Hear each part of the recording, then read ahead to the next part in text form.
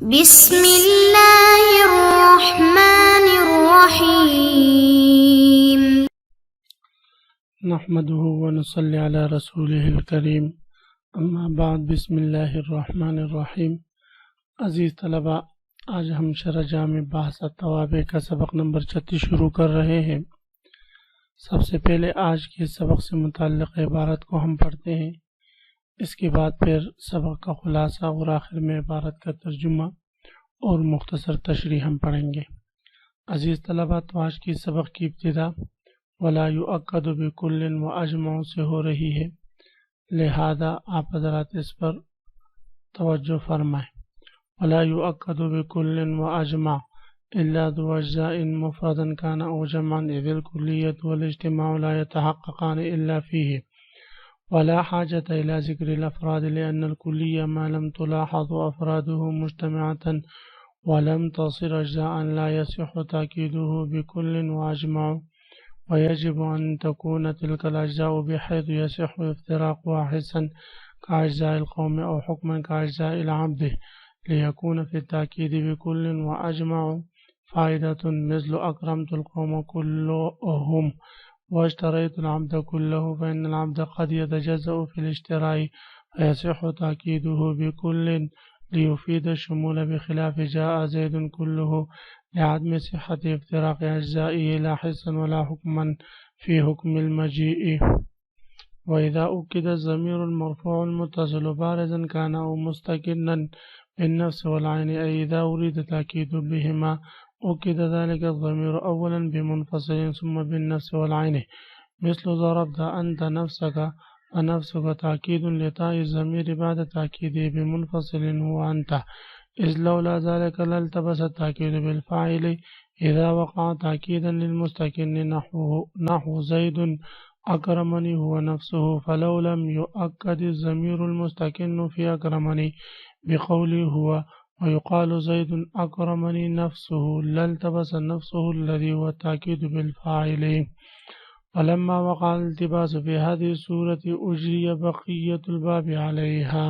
ولا يؤكد بكل وأجمع إلا ذو أجزاء، یہاں سے اب مصنف علیہ الرحمہ تاکید کے الفاظ کے متعلق مزید بحث فرما رہے ہیں۔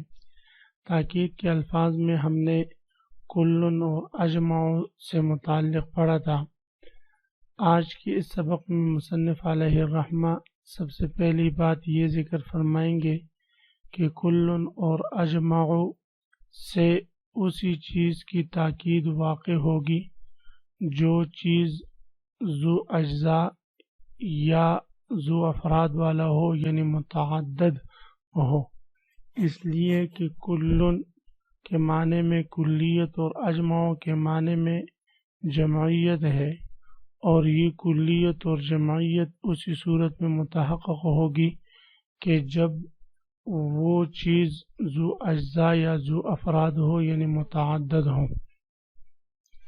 اس لیے مصنف علیہ الرحمہ یہ ضابطہ بیان فرما رہے ہیں، وَلَا يُؤَكَّدُ بِكُلٍ وَأَجْمَعٍ إِلَّا ذُو أَجْزَاءٍ، کلن اور اجمع سے صرف ذو اجزاء ہی کی تاکید لائی جاتی ہے، مفردن کانا او جمعن، چاہے وہ ذو اجزاء والا مفرد ہو یا کہ جمع ہو۔ مفرد کی مثال جیسے ہم کہتے ہیں اشتریت العبد کلہ، میں نے پورا غلام خریدا، اب عبد مفرد ہے لیکن ذو اجزاء ہے، اس کے اجزاء باعتبار شراء کے بن سکتے ہیں، اس لیے یہ ہم کلہ سے یا اجمع سے اس کی تاکید ہم لا سکتے ہیں۔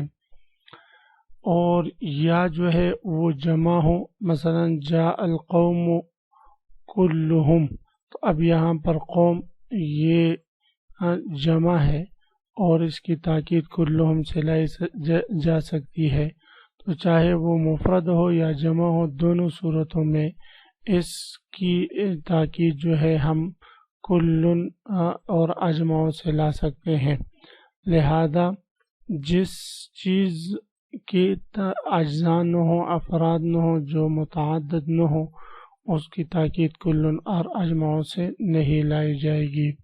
تو فرماتے ولا یؤکد بکل واجمع کل، اور اجمع سے تاکید نہیں لائی جائے گی الا ذو اجزاء، مگر اسی چیز کی جو اجزاء والا ہو، مفردن کانا و جمعن، چاہے وہ ذو اجزاء مفرد ہو یا کہ جمع ہو.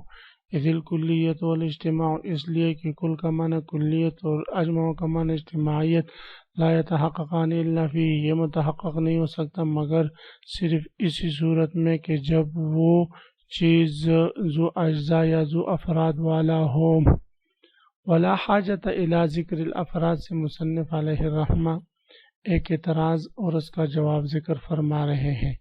اعتراض یہ ہے کہ جس طرح کل اور اجمع سے ذو اجزاء کی تاکید لائی جاتی ہے، اسی طرح ذو افراد کی تاکید بھی لائی جاتی ہے. پھر مصنف علیہ الرحمہ کا صرف ذو اجزاء کہنا، ذو افراد کا مستثنا نہ کرنا، یہ سمجھ سے بالا تر ہے. ولا یؤکد بکل واجمع الا ذو اجزاء کہا، ذو افراد نہیں کہا. تو مصنف علیہ الرحمہ اس اعتراض کا جواب دے رہے ہیں. اعتراض کے جواب کا حاصل یہ کہ مصنف علیہ الرحمہ کا ذو اجزاء کہنا اور ذو افراد نہ کہنا اس وجہ سے ہے کہ ہر وہ چیز جو افراد والی ہو، مثلا کلی ہے، انسان یہ ذو افراد ہے، تو اس کی تاکید لائی جا سکتی ہے. مصنف علیہ الرحمہ اس اعتراض کا جواب یہ دے رہے ہیں کہ بھئی جو چیز ذو افراد ہے، مثلا کلی ہے جو کئی افراد پر مشتمل ہو، اس کی تاکید بھی لائی جاتی ہے، لیکن تاکید لانے کی صورت میں اس کلی کے افراد کی اجتماعیت ملحوظ ہوتی ہے.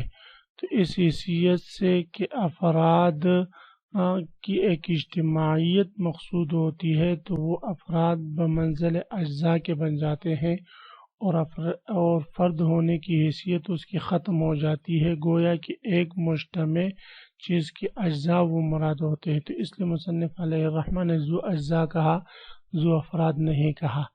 یا اس کا دوسرا جواب جو محشی نے ذکر کیا ہے، اور وہ یہ ہے کہ یہاں ذو اجزاء سے مراد جو ہے ذو متعدد ہے. یعنی مصنف علیہ الرحمہ یہ ارشاد فرمانا چاہتے ہیں کہ کل اور اجمع سے صرف ذو متعدد چیز ہی کی تاکید لائی جائے گی. تو ذو متعدد یہ عام ہے ذو افراد کو بھی اور ذو اجزاء دونوں کو شامل ہے، یہ عموم مجاز والا معنی مراد لیا گیا ہے. مصنف علیہ الرحمہ فرما رہے ہیں ولا حاجت الی ذکر الافراد. مصنف علیہ الرحمہ کا اس ضابطے میں ذو افراد کو ذکر کرنے کی ضرورت نہیں تھی، لأن الکلیہ ما لم تلاحظ افرادہ مجتمعات، اس لیے کہ کلی کی جب اجتماعی طور پر افراد ملاحظہ نہ کیے ولم تصر اجزاء، اور جب تک وہ افراد اجزاء نہیں بنتے، لا یصح تاکیدہ بکل و اجمع، تو کل اور اجمع سے اس کی تاکید لانا یہ صحیح نہیں ہوتا. وَيَجِبُ أَن تَكُونَ تِلْكَ الْأَجْزَاءُ بِحَيْثُ يَصِحُّ افتراقُ حِسًّا وَحُكْمًا. اس عبارت سے مصنف علیہ الرحمہ یہ بات ذکر فرما رہے ہیں کہ کل اور اجمع سے ذو متعدد چیز کی تاکید لائی جائے گی، چاہے وہ ذو متعدد ذو اجزاء والا ہو یا ذو افراد والا ہو، لیکن ایسے اجزاء کا ہونا ضروری ہے کہ جن اجزاء کے درمیان افتراق واقع ہو سکے، چاہے وہ افتراق حسن ہو ہمیں نظر آئے یا حکمن ہو. افتراقی حصی کی مثال جیسے قوم کے اجزاء ہے ہر فرد انسان، تو یہ افتراقی حصی ہے. افتراقی حکمی جیسے عبد ہے، اشتریت العبد کلہ. اب یہاں پر دیکھیں کہ اس صورت میں یہ پورے اجزاء ہو رہے ہیں، لیکن حسن ہمیں اس کا اندازہ ہو رہا ہے، حکمن ہو رہا ہے، حسن اس کا اندازہ ہمیں نہیں ہو رہا. یہ مصنف علیہ الرحمہ فرما رہے واجب اور واجب ضروری ہے ان تکون تلک الاجزاء بحیث کہ یہ اجزاء اس حیثیت سے ہوں کہ یصح افتراق صحیح ہو ان اجزاء کا ایک دوسرے سے الگ ہونا، حسن باعتبار حص کے، جس کا اجزاء القوم، جس طرح کی قوم کے اجزاء ہے. اکرمت القوم کلہم، میں نے پورے قوم کا اکرام کیا. اب قوم کے جو فرد ہیں تو ان کا آپس میں افتراق حسن اس کا مشاہدہ ہم کر سکتے ہیں. اور حکمن یا افتراق حکمن سے ہی ہوں، جیسے اشترائی کا اجزاء العبد، جس طرح کے غلام کے اجزاء اشترائت العبد کلہ. اب وہ غلام کے بظاہر اجزاء نہیں لیکن حکمن یہ اجزاء ہیں، اس لیے فرماتے ہیں اس طرح حسن یا حکمن اس اجتماعی ذو اجزاء کا متعدد ہونا، افتراق ہونا یہ ضروری ہے. لیکون فی التاکید بکل و اجمع فائدتاً، فرماتے ہیں یہ کیوں ضروری ہے؟ یہ اس لیے ضروری ہے تاکہ کل اور اجمع سے تاکید لانے کا فائدہ بھی ہو. اس لیے کہ کل اور اجمع سے ہم تاکید لاتے ہیں ایسے چیزوں کی جن میں کلیت اور اجتماعیت ہو. کلیت اور اجتماعیت اسی چیز میں ممکن ہوگی کہ جس کے اجزاء حسن یا حکمن الگ ہو سکتے ہوں. اس چیز کے اجزاء ہی حسن یا حکمن الگ نہیں ہو سکتے. جیسے جاء زید کلہ، اب بھی مجیعت کے اجزاء ہی نہیں ہو سکتے ہیں، کل آیا یا نصب آیا، تو اس لیے اس چیز کی تاکید کا فائدہ بھی نہیں ہوگا.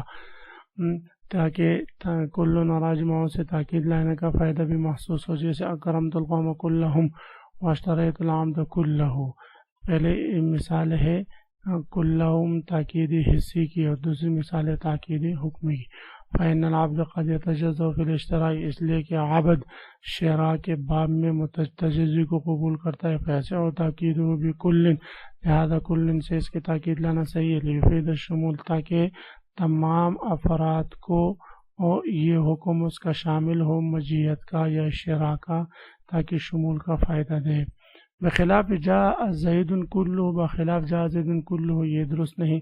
یاد میں صحت افتراق اجزاء، اس لیے کہ اس کے اجزاء کا افتراقی صحیح نہیں ہے، نہ حسن اور نہ حکمن. فی حکم المجی، مجی کے حکم میں یہ اس کے اجزاء کے افتراق ہی صحیح نہیں. جب مجی کے میں اس کے اجزاء کے افتراق صحیح نہیں تو لہذا اس جیسے تاکید لانا بھی صحیح نہیں ہوگی. وَإِذَا أُكِّدَ الضَّمِيرُ الْمَرْفُوعُ الْمُتَّصِلُ بَارِزًا كَانَ أَوْ مُسْتَقِلًّا بِالنَّفْسِ وَالْعَيْنِ إِذَا أُرِيدَ تَأْكِيدُهُ بِهِمَّا. اس عبارت سے مصنف علیہ الرحمہ ایک ضابطہ ذکر فرما رہے ہیں. اس ضابطے کا حاصل یہ ہے کہ جب ضمیر مرفوع متصل بارز کی تاکید نفس اور عین کے الفاظ سے لائی جائے تو اس صورت میں ضمیر مرفوع متصل کی تاکید پہلے ضمیر مرفوع منفصل سے لانا ضروری ہے. اس کے بعد پھر نفسن اور عینن سے اس کی تاکید ہم لائیں گے. یعنی جب ہم ضمیر مرفوع متصل کی تاکید نفس اور عینن کے ساتھ لائیں گے تو پہلے ضمیر مرفوع منفصل سے اس کی تاکید لانا، پھر اس کے بعد نفس و عینن کا ذکر کرنا ضروری ہوگا، اس کے بغیر نہیں. ضابطے کو متن میں ملاحظہ فرمائیں.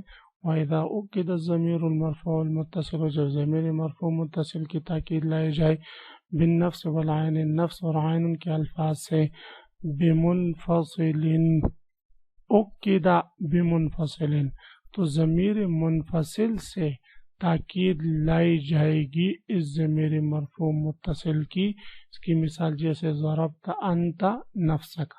اب ضربت میں تا ضمیر مرفوع متصل، اس کی تاکید نفسک سے آ رہی تھی تو اس لیے درمیان میں ضمیر مرفوع منفصل فصل برائے تاکید کا ذکر فرمایا. تو یہ ضابطہ آپ حضرات نے زبانی یاد کرنا ہے. اسی کے ساتھ آج کے سبق کا اختتام ہوا. آپ حضرات اس کو خوب غور سے سنے سمجھے. اللہ ہم سب کا حامی و ناصر و آمین. وآخر دعوانا ان الحمدللہ رب العالمین.